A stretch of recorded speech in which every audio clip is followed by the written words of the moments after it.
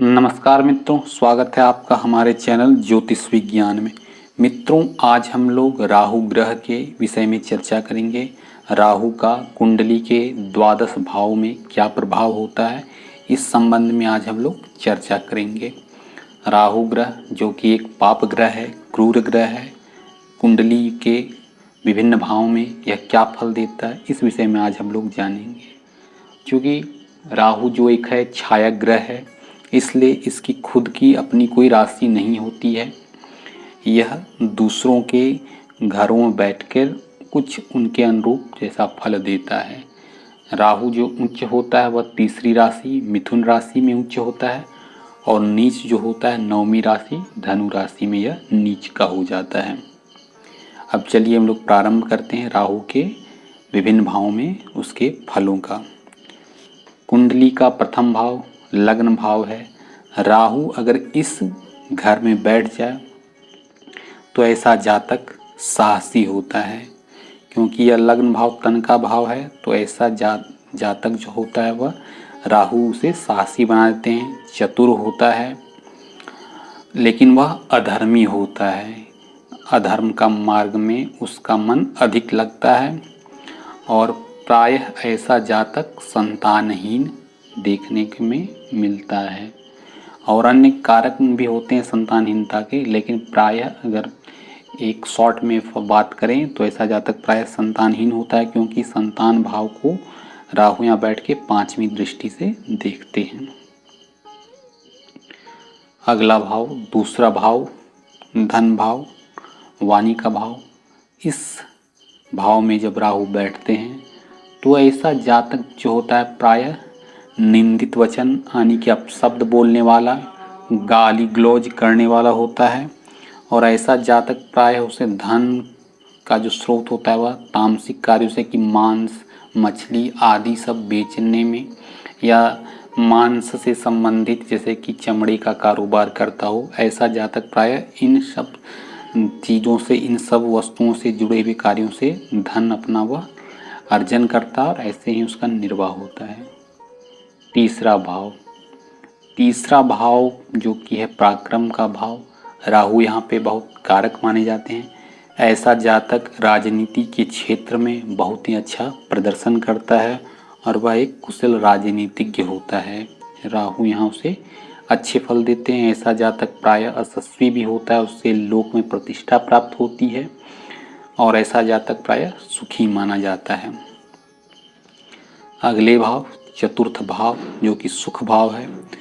यहाँ अगर राहु बैठ जाएं तो ऐसा जातक प्रायः भ्रमणशील होता है, क्योंकि ये भूमि और भवन का भी कारक है। तो राहु इस भाव को थोड़ा बिगाड़ते हैं।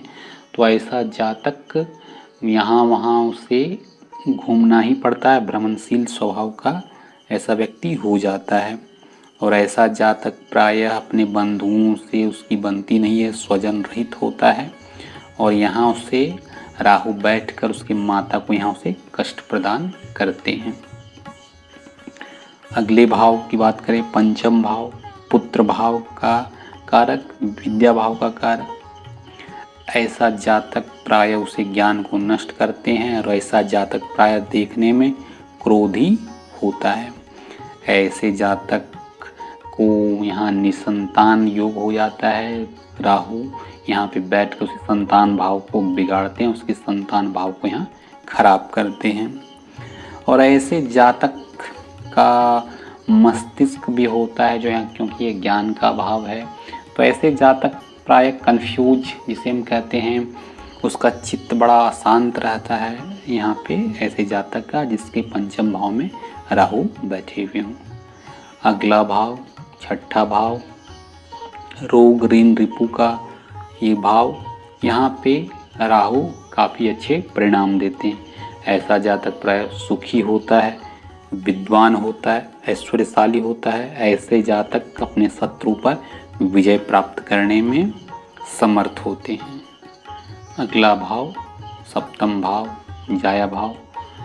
ऐसा जातक जो होता है प्रायः वह पत्नी पीड़ित होता है। उसकी पत्नी जो होती है काफ़ी झगड़ालू स्वभाव की होती है, कलह करने वाली होती है। ऐसे जातक का दाम्पत्य प्रायः खराब ही होता है। और ऐसे जातक के जननेंद्रिय जो हैं उसमें कोई रोग होता है या वह गुप्त रोग से पीड़ित हो सकता है। अगला भाव जो अष्टम भाव है, आयु भाव, मृत्यु भाव। यहाँ अगर राहु बैठ जाए तो ऐसा जातक प्रायः झगड़ालू होता है और ऐसे जातक को देखने में आता है कि उसे बवासीर रोग भी हो सकता है। नवम भाव जो कि धर्म भाव है, तो नवम भाव में अगर राहु यहाँ विराजमान हो जाए, बैठ जाए, तो ऐसा जातक अधर्मी होता है, नीच कर्म करने वाला होता है, वह काफ़ी दुष्ट प्रवृत्ति का होता है। ऐसे जातक जिनके नवम भाव में राहु बैठे हुए हों, उससे दूसरे को दुख में देखकर उसे काफ़ी आनंद मिलता है। दूसरे को दुखी देखकर वह सुख का अनुभव करता है ऐसे जातक। अगला भाव दशम भाव, कर्म भाव। कर्म भाव में अगर राहु बैठ जाए तो ऐसा जातक विद्वान होता है, धनवान होता है और वह कला अनुरागी होता है। साहित्य, संगीत या कविता में, छंद शास्त्र में उसे काफ़ी रुचि होता है और ऐसा जातक इन क्षेत्रों में काफ़ी बेहतर प्रदर्शन करता है। ऐसा जातक प्रायः रोगी भी देखने में हमें मिलता है। एकादश भाव। एकादश भाव में भी राहु शुभ परिणाम देते हैं। ऐसा जातक प्रायः धनी देखने में मिलता है। वह राजा से जुड़कर काफ़ी अच्छा लाभ प्राप्त करता है। राज्य संबंधित कार्यों से उसे लाभ प्राप्त होता है। अंतिम भाव द्वादश भाव, व्यय भाव। राहु अगर इस भाव में बैठ जाए तो ऐसा जातक चर्म रोगी यानी चमड़े से उसे जुड़े हुए कोई रोग हो सकते हैं। सोराइसिस जो कि है या फोड़े फुंसी, ऐसा कोई रोग से हो सकता है। ऐसा जातक प्रायः कंजूस होता है, खर्च करने में वह काफ़ी हिचकिचाता है और ऐसा जातक नीच स्वभाव का होता है, अधर्मी भी होता है। तो मित्रों, यह द्वादश भाव में राहु के शुभ अशुभ फलों का आज मैंने वर्णन किया। आशा करता हूँ आपको वीडियो पसंद आया होगा। धन्यवाद।